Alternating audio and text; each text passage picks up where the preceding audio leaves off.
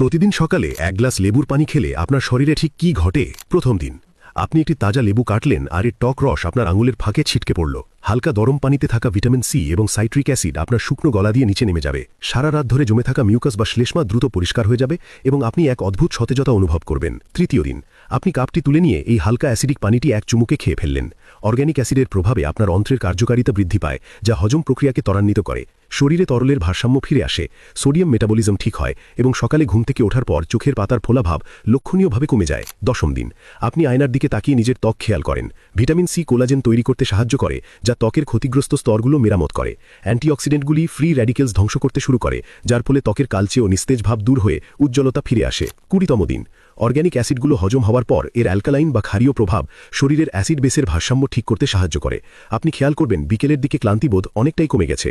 শরীরে জমে থাকা টক্সিন দূর হওয়ার কারণে মস্তিষ্ক এখন আর আগের মতো ধীর বা ক্লান্ত মনে হয় না। 30তম দিন আপনি শেষ লেবুর টুকরোটি কাটলেন।